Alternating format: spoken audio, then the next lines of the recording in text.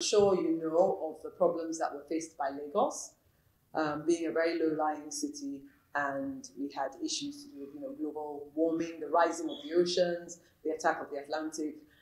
But prior to that, going back to the colonial days, when the colonials actually created the entry into the harbour, they disrupted the current flow of the Atlantic around Bar Beach. And over the years, Bar Beach eroded to a point where Ahmadu Bello Way in Lagos, Victoria Island, began to erode. So to come up with an initial solution, Lagos State engaged with Southern Energies, and they built a wall to stop the Atlantic. But that was never going to really stop it. The idea was, how do we claim back the land that was lost over the years? So that was when Eco-Atlantic City was birthed. The idea of Eco-Atlantic City came.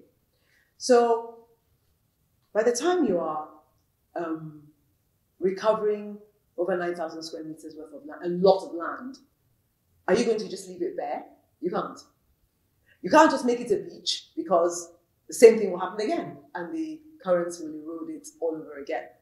So, and I'm really cutting a very long and actually very beautiful story for another time, very short, to get to where we are today. They came up with this idea for what they call the Lagos Wall, which is essentially like a dike to stop the Atlantic from washing away the land that has been reclaimed.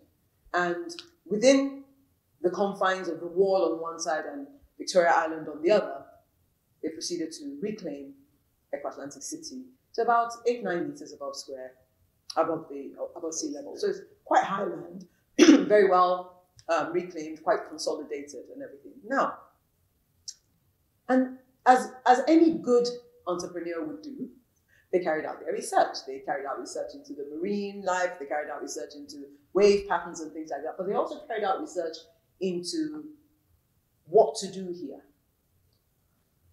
and what should happen with this land that has been reclaimed. Okay? And the idea was, look, Lagos is a fast-growing, very fast-growing city. Why don't we create a city within a city? And what should we do in this city within the city? And typically what has been done is what I would call, as someone in the built environment, sites and services. So you create the site and you create the roads and the infrastructure and everything to support it. But how do you persuade people to come and develop? You develop your own. So Eco Development Company was then conceived and birthed, and this was probably in about 2016, 17. And part of the company purchased a portion of land within Eco-Atlantic City and proceeded to say, okay, so what are we going to build here? Now, we built Azuri Towers, and we're, needless to say, very proud of it, but I'm sure that's going to be one of your next questions. But that's how we got where we are today. Okay. Have you built any other tower apart from this one, Azuri Towers? Oh, no, we haven't. Eco Development Company is not an old company in terms of the number of years it's been in existence. We're not even 10 years old yet. Azuri is our first project. Needless to say, we went large. We've got 3 beautiful towers that stand tall, 2 residential, 1 commercial. The residential towers are the tallest in West Africa, standing at 32 floors. And because of where we bought the land in Eco-Atlantic City, you can build as high as you want. But where we bought the land was in